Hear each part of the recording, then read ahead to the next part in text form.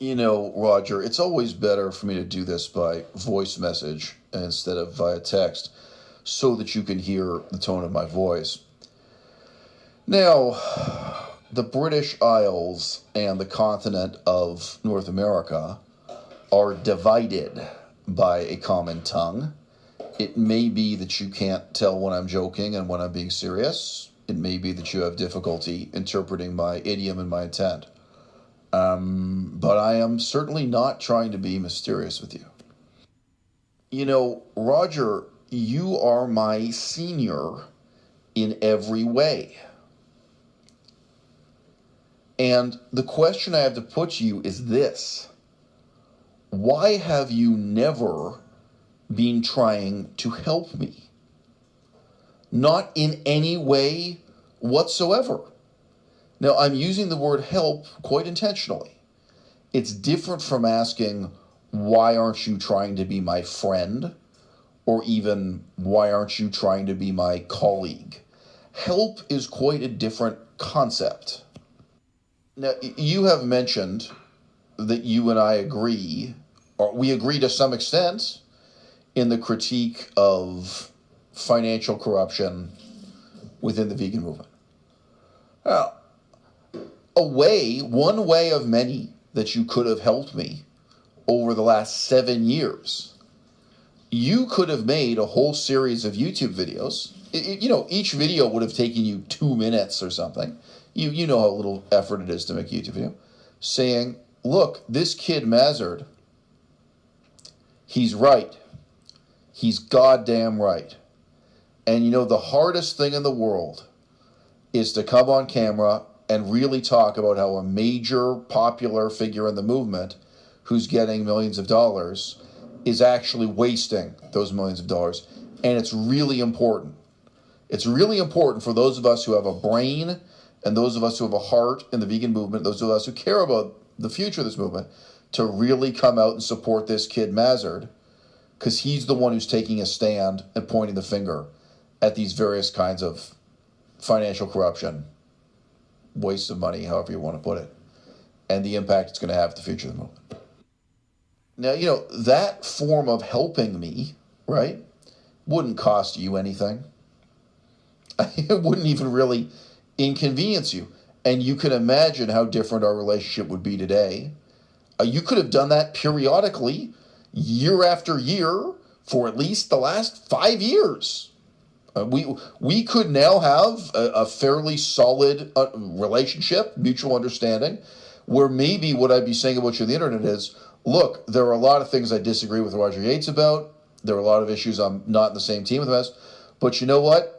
I really appreciate on the few issues we do agree about, he really stood up to be counted. He really did the right thing.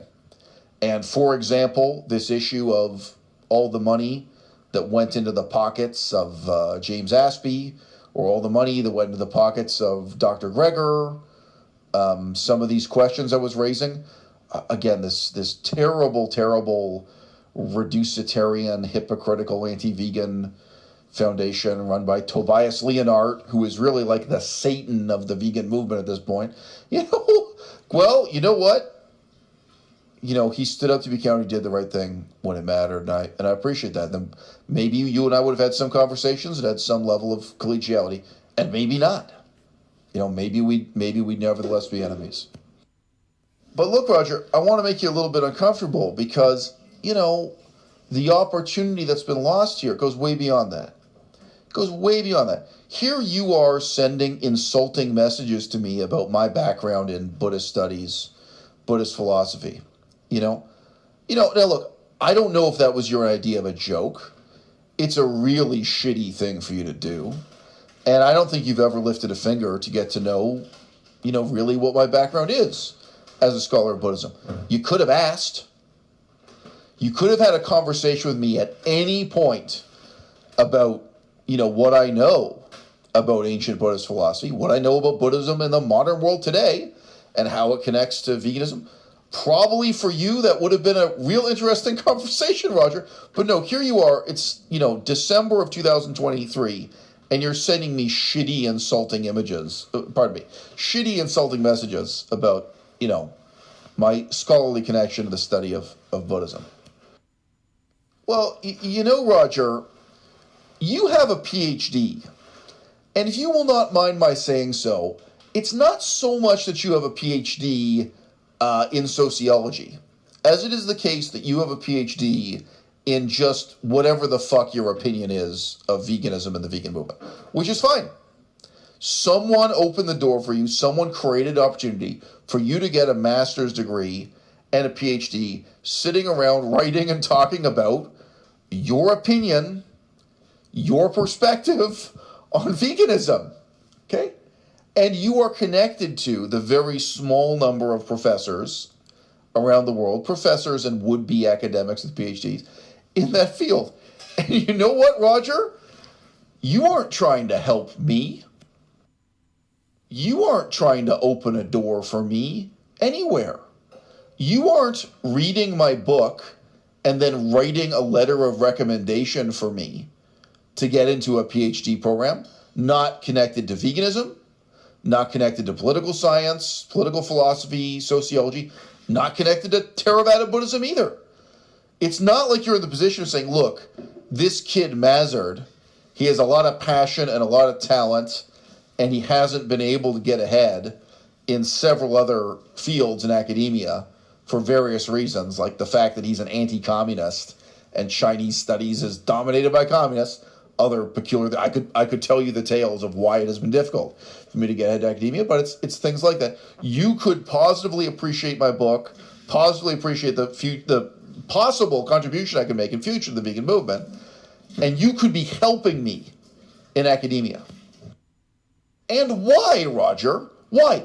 Just because you're older than me. Just because you're my senior.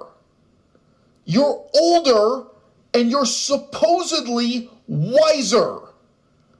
And you supposedly have good intentions. But you and I both know that's not true. Right, Roger? And that's why nothing like that ever happened. And nothing like that ever is going to happen.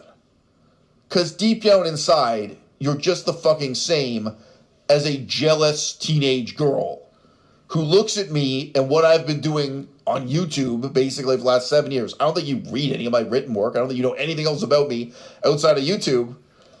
And you feel jealous because you can't do what I have done. What for me is effortless, for you is unattainable and impossible. And here's the thing, Roger. I actually sympathize with the situation you're in. And I know you don't sympathize with mine. But here's how it really is, bro. I know what it's like to devote yourself to research, the written word, to laboring in obscurity. I have written essays about the political history of Sakhalin Island that nobody will ever read. I devoted years of my life to politics, humanitarian work and history in the tiny, obscure country of Laos, just north of Cambodia in Southeast Asia. Nobody cares, all right? If I can make a comedy video joking about Jordan Peterson and his moron daughter and their 100% meat diet, you know, they're carnivores, that reaches, I just had a video get 80,000 views. Okay? And it's never going to be the case that 80,000 people care about those other things, those more academic things I labored over in obscurity for so many years. I am actually someone who really was devoted to the life of the mind for so many decades. And, you know, getting my message to the world through the written word and submitting to the strictures of peer review and all those things. But guess what? That's not my only talent. Okay, Roger, I happen to be talented and free-spirited and creative in a bunch of other ways that you're not, and you never will be. But you could have worked with me. And instead, for the last 7 years, you worked against me.